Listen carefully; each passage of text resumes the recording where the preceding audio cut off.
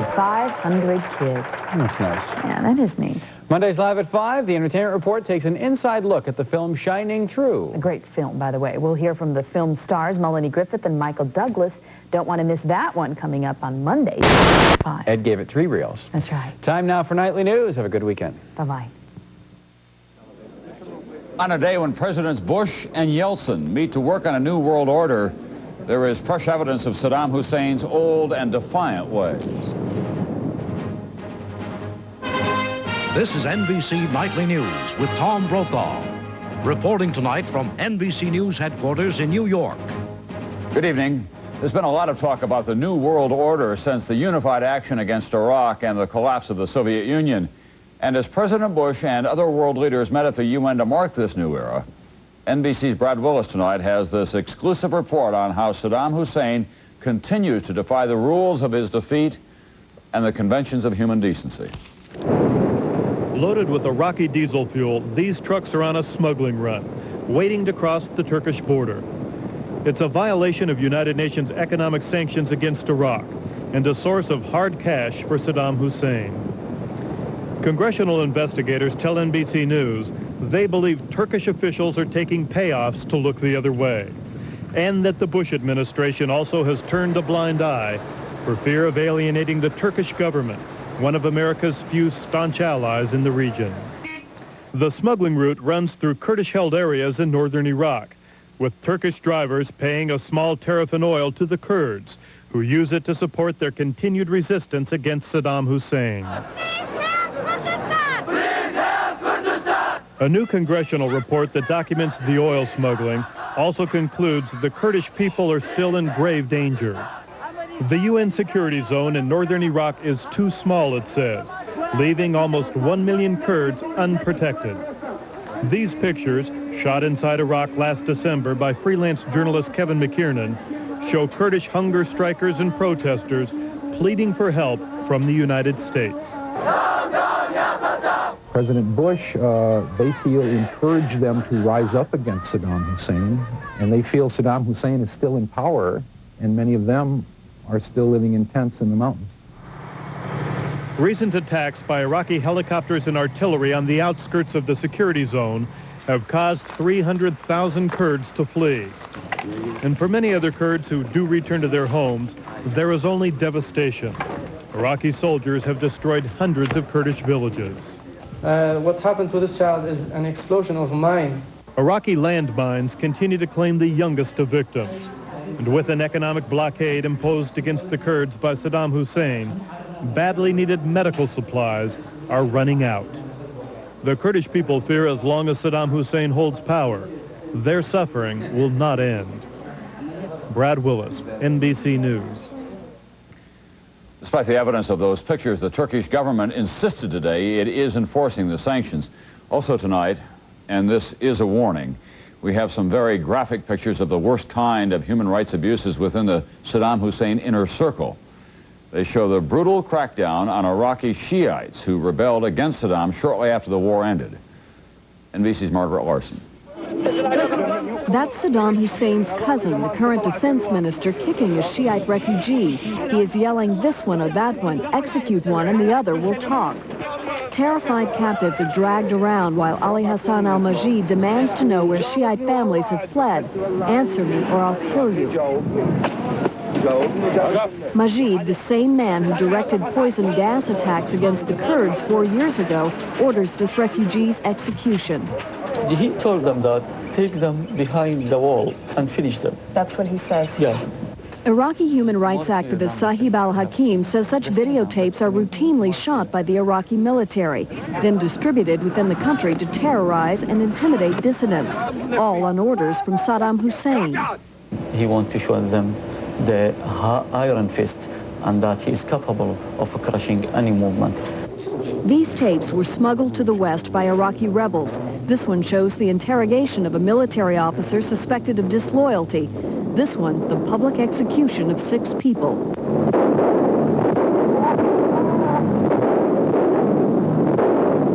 When the firing squad stopped, an army officer pressed on with the killing.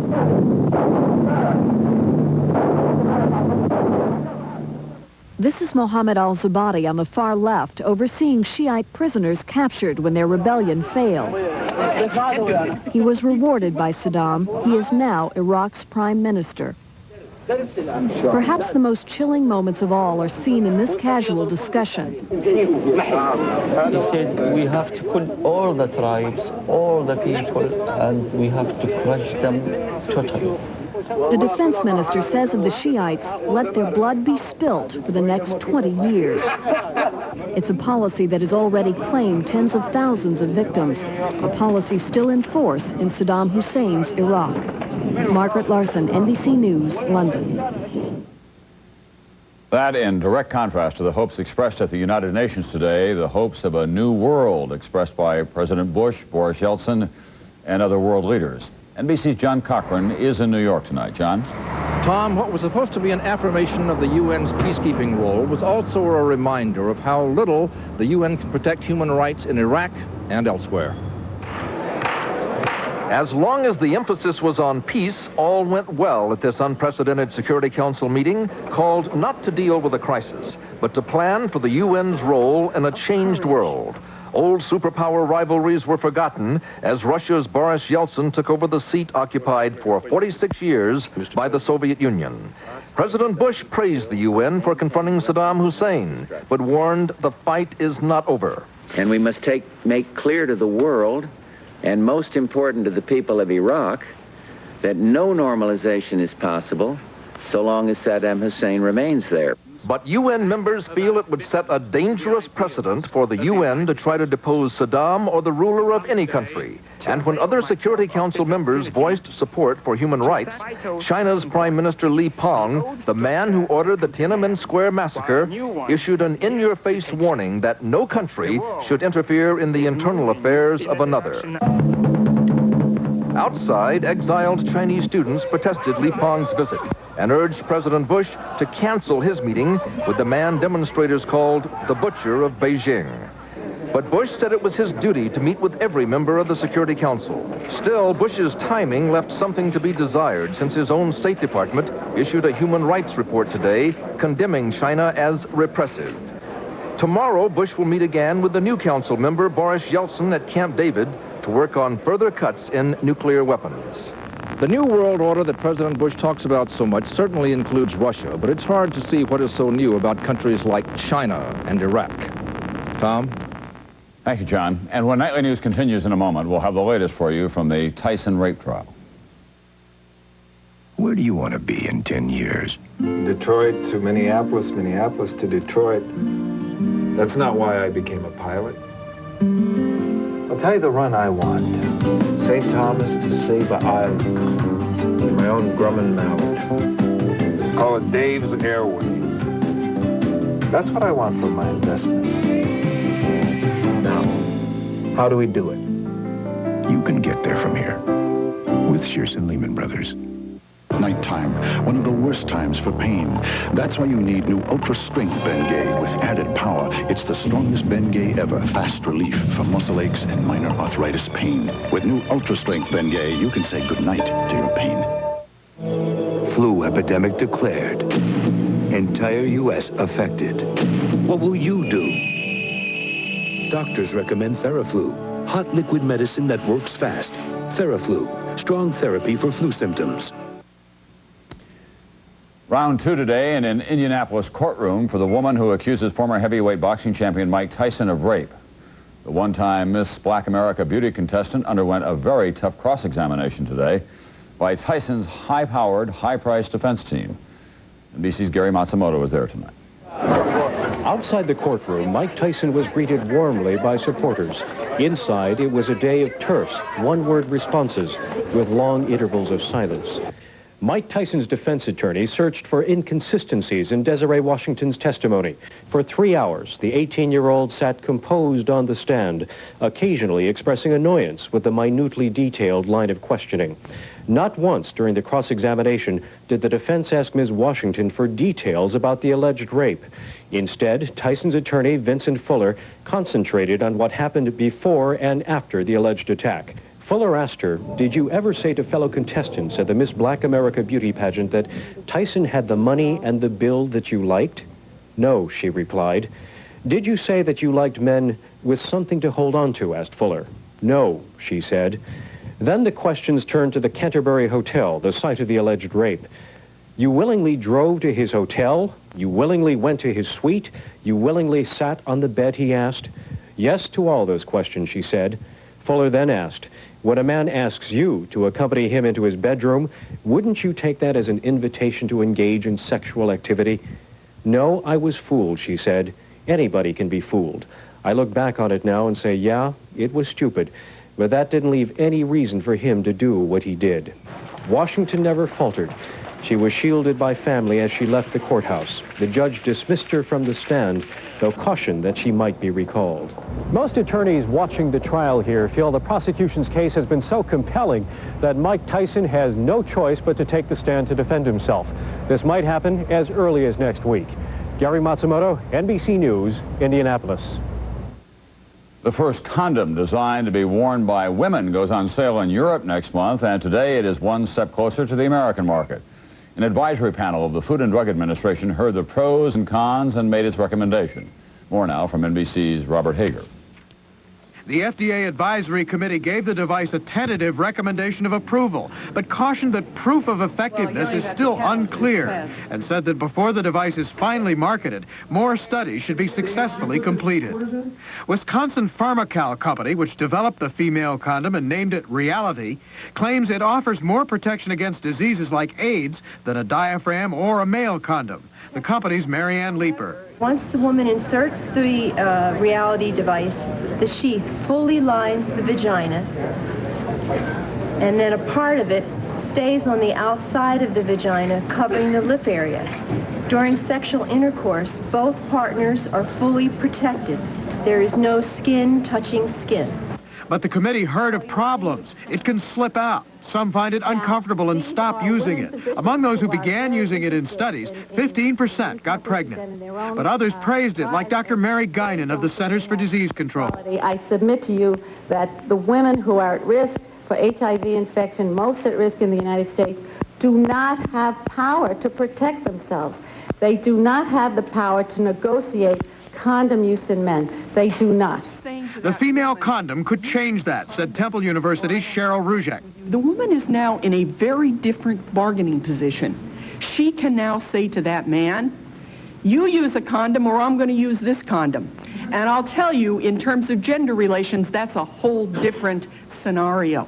Now, the final decision on a female condom is up to FDA Commissioner Dr. David Kessler. So far, he's put consideration of the device on a fast track. Robert Hager, NBC News, Washington. Still clouds on the economic horizon. The index of leading indicators at the government's main forecasting tool fell again in December, and sales of new homes were way off the biggest monthly decline since 1981. Royal Caribbean, paradise surrounds me. There's no place like this on land. All my cares, they're behind me. The world's in my command. The most magnificent resorts on earth are on water. Royal Caribbean, the grand resorts of the seven seas. Royal Caribbean.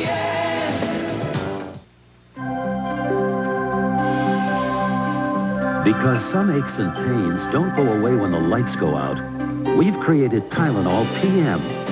Specially formulated with extra strength Tylenol pain reliever for those aches and pains that can keep you up at night. Plus a gentle ingredient to help you sleep. So you can wake up refreshed in the morning. From the name you trust comes Tylenol PM, so you can rest easy.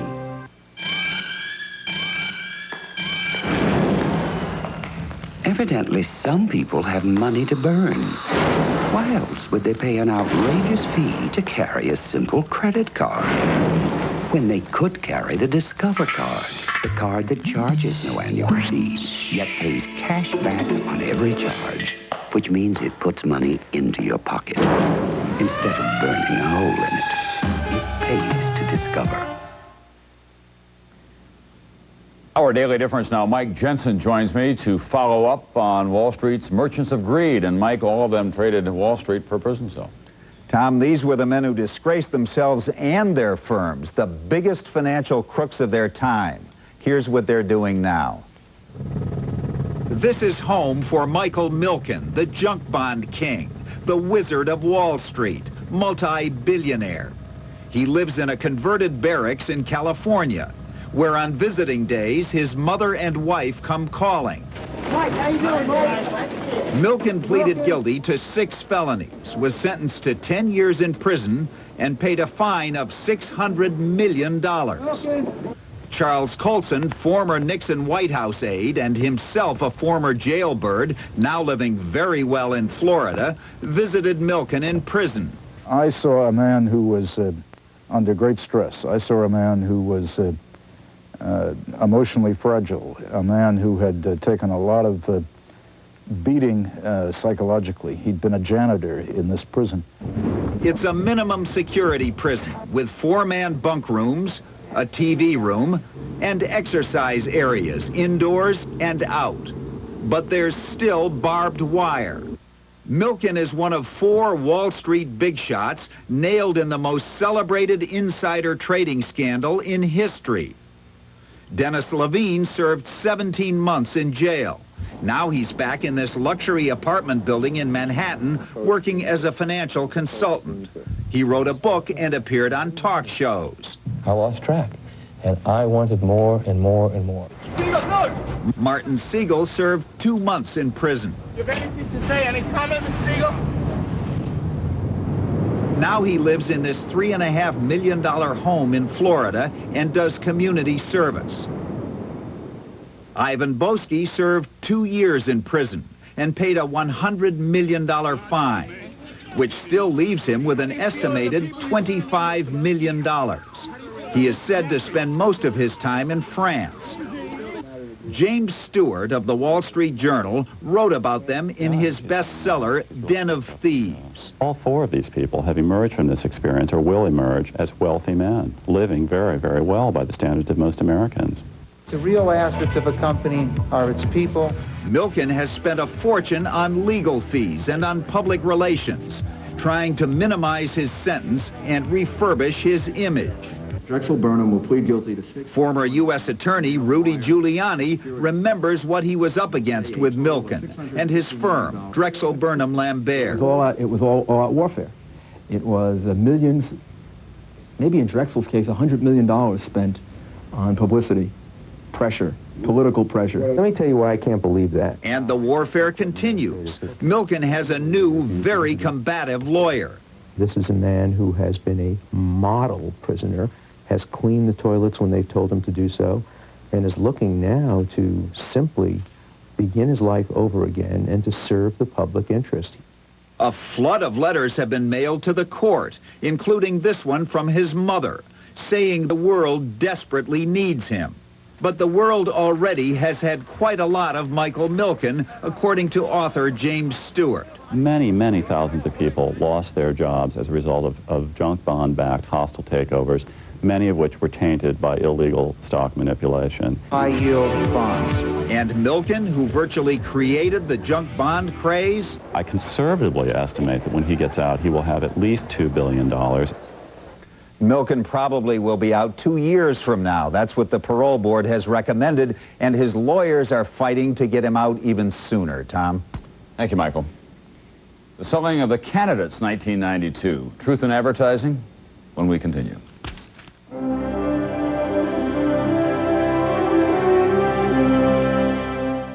Cutbacks continue. Recession. Politicians. Crime. Pollution. Daycare. Not having any time. Job insecurity. You never needed it more.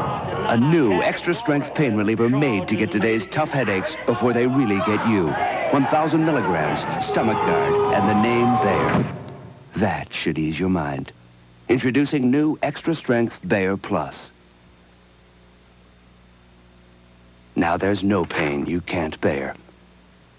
Did you know the cost of 2 business calls from these Detroit mechanics to Atlanta may surprise you? Vintage cars are my specialty. With AT&T Long Distance, your small business can get AT&T quality at extremely competitive prices. I treat cars like people. Even though the other company would like you to believe See ya. they always save you lots of money.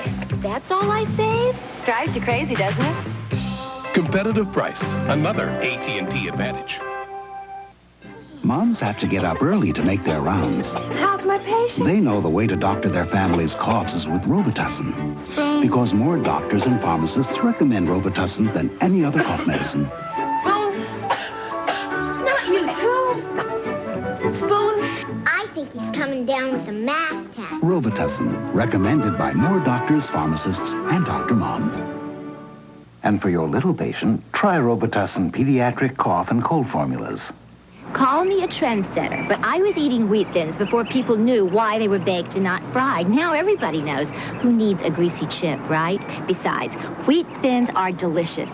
Delicious is still in, isn't it? Now's the time for Centrum Silver, because you're over 50 and you're out there swinging. Centrum Silver, a complete vitamin formula for your changing nutritional needs. Centrum Silver, it's a great time to be silver. Another sign of the political season now upon us, candidate ads on New Hampshire television.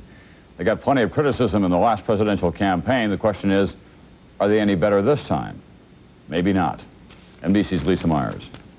Challenger Patrick Buchanan takes dead aim at President Bush in the first negative ad of the 1992 campaign.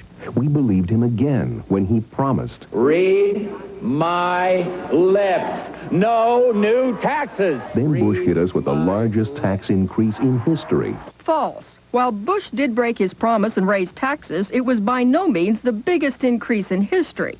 The largest tax increase in the post-World War II period was enacted under Ronald Reagan in 1982. Buchanan backs up his claim with a study which found that the first year of the Bush increase was the biggest ever. Statistics can lie and liars can use statistics. Now a new ad by Nebraska Senator Bob Kerrey. Well, the other candidates in this race have figured out that national health insurance is popular, and so they're talking as if they support it, but they don't. False. Just ask former Massachusetts Senator Paul Tsongas, who demands that the ad be withdrawn. I not only have a health care plan, but it's the better plan. Kathleen Hall Jamieson, who studies political ads, agrees that the ad should be withdrawn. Kerry's ad is false. He's not the only candidate with a national health insurance plan. Tsongas had the first plan out there. Some ads oversell the candidate's position. Take this one for Iowa Senator Tom Harkin. What I want to do as president is take all this money that we're wasting, all these tax breaks to the rich and big corporations, all the money we're spending overseas, I want to invest it in the best research and the best learning, the best designing, the best manufacturing. That's misleading. Does Harkin really want to cut all the money we're spending overseas, as his ad claims? No, that's not exactly what I'm talking about. I'm talking about the money that we're sending overseas for the defense of Europe and Japan. Experts say that because candidates are having to be specific earlier in this campaign, their ads are more inaccurate and misleading than ever. Lisa Myers, NBC News, Washington. And tonight, there is a silence in the air that has not been heard since Howard Cosell began his career in broadcasting in 1953. That career ended today. Cosell retired after 4 decades of telling it like it is. No one brought more brilliance, arrogance, or controversy to sports journalism. Here is some of his final radio broadcast.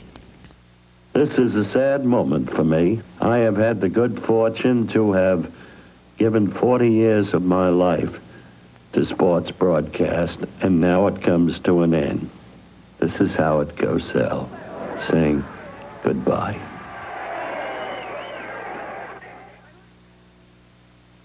If this were a perfect world, we'd all be driving expensive cars and living on beachfront property. But in the real world, you have to eat. Well, you can eat tuna once in a while. And you have to buy stuff like socks and shoes and CDs. Well, maybe not so many CDs. Fortunately, the people at Isuzu have to buy stuff too. That's why they created the Rodeo, a 4-wheel drive vehicle you can afford, and why they'll give you a great deal on a sound system and air conditioning. So now, you can buy more stuff. Oh, we forgot to mention taxes. Fleischmann's Margarine asks, what is good? Oh, that's good. Real good. And that's very good. Fleischmann's. Of course, that's good. And will you look at that? Oh, there you go. That's better than good. Oh, boy. Fleischmann's margarine. Have you been good to yourself today? That's good. Fleischmann's, be good to yourself. This is ordinary bulk fiber. It's full of grit. This is new Sunrise Smooth Metamucil. The grit is gone because it's triple ground for smoothness. This is ordinary fiber. The grit is definitely not gone. This is new Sunrise Smooth Metamucil, the best mixing, smoothest tasting natural fiber you can buy. The grit is gone. New Sunrise Smooth Metamucil. For regularity, nothing works better. And the grit is gone. Do you have a cold? Yes, I do. Here's 2 cold medicines. This relieves these 3 symptoms, this 9. Choose one. I would use this one. You chose Dristan Cold over Sudafed. Try it. Absolutely. I feel amazingly good. Dristan, the face of relief today. Which do you think will put potassium into your body faster? The banana or the California prune? Go. Sweet, delicious California prunes. Find out how good they really are. Biosphere II, that's life in a so-called sealed environment. It was introduced last fall with all of the subtlety of a Star Wars sequel. And now it may have as much scientific validity. A panel of scientists is reviewing the project, and we hear now from NBC's George Lewis. It was with a good deal of hoopla that the 8 researchers went inside Biosphere II, proclaiming they would be isolated from the world outside for 2 years, totally self-sufficient. I take my last breaths of this atmosphere, knowing that I will take breaths from a different atmosphere from all of you for 2 years. But 2 weeks later, Jane Pointer had to leave Biosphere II when she accidentally sliced off the tip of one of her fingers. When she returned, she brought back a whole bunch of supplies. Biosphere II officials reluctantly revealed that information and also noted that in the beginning, the enclosure had been stocked with a 3-month supply of food. A videotape produced by Biosphere II stresses how important it is that the enclosure is sealed. To allow the experiment to be valid for its projected 100-year duration, Biosphere II could leak no more than 1% of its atmosphere per year. Now it turns out the biosphere has a major leakage problem. Project officials had to replace 10% of the air last month. Critics say Biosphere II is a sham. It's no longer a closed experiment. Okay, granted, they let in 10% of the air. That's not very much. I would agree with them there. But it is no longer a closed ecological experiment. It's been opened. The people running Biosphere II refused to be interviewed for this story, and they refused to give our NBC cameras access to their property. Biosphere II is billed as a search for scientific truth, but the principals behind it seem to spend an awful lot of their time stonewalling. Now, because of the controversy, Biosphere II has convened an independent panel of scientists to review the project. I think the project has good science. I think the interface with the media has not been very good. And I think that, like any experimental project, nothing's perfect. And so far, Biosphere II management is having trouble owning up to those imperfections. George Lewis, NBC News, Tucson, Arizona. That's Nightly News for this Friday night. I'm Tom Brokaw. Garrett Cutley will be here tomorrow night, and I'll see you again on Monday.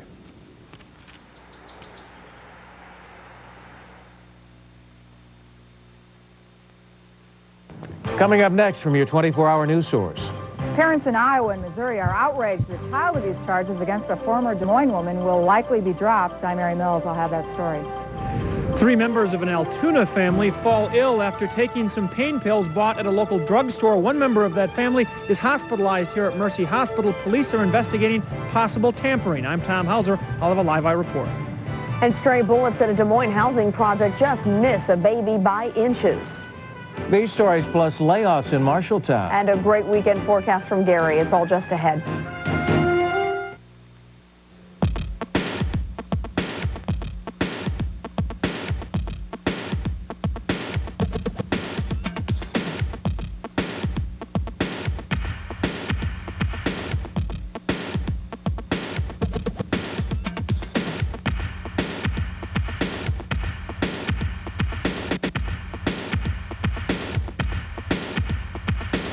The Van and Connie Show, weekdays at 10, only on TV 13.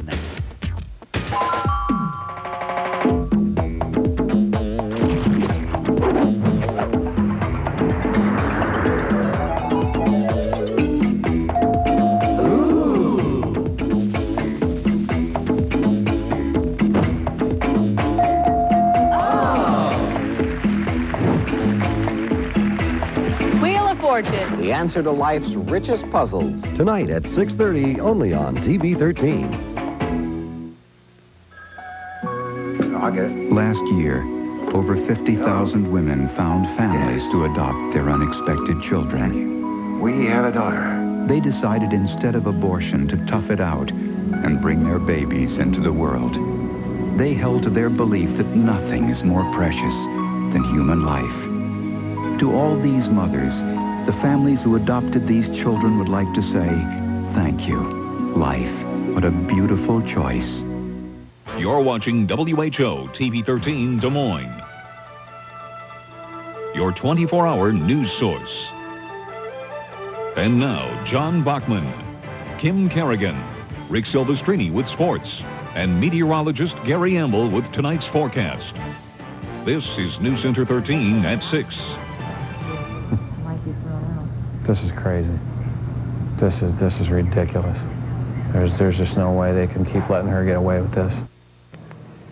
Good evening. A feeling of frustration and disgust. Angry parents in Iowa and Missouri tonight reacting to the latest news about babysitter Betty Warnock. We first told you Wednesday night that the case against Warnock was in trouble. Now it looks as though charges against her will be dropped.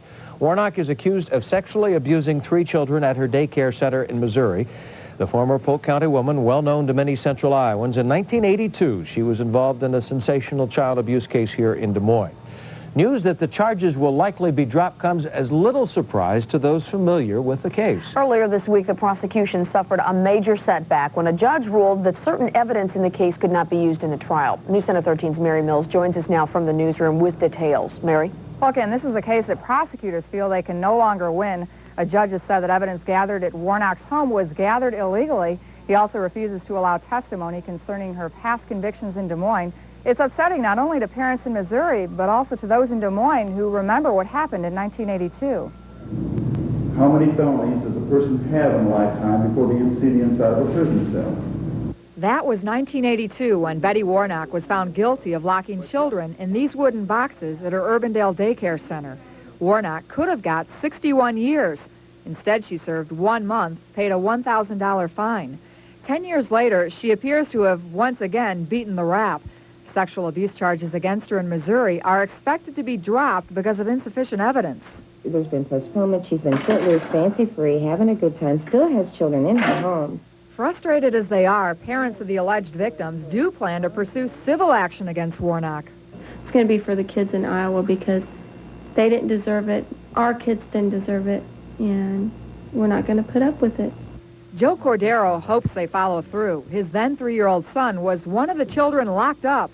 Outraged at the lenient punishment in '82, he was hoping to see justice served this time. The pain, he says, will continue for him and his family until Warnock gets what he says she deserves. She has no rights. I don't care what they say. She's done it. She's done it twice. Somebody better stop her before she goes on to, to hurting somebody even worse. This is ridiculous. Now, a hearing is set for a Monday morning. The judge is supposed to hear testimony from the alleged victim's parents. However, most believe at that time that charges instead will be dropped in this case. Kim? And of course, we'll follow that on Monday. Thank you, Mary, very much. A 3-month-old baby living in the homes of Oak Ridge had a close call with a bullet last night.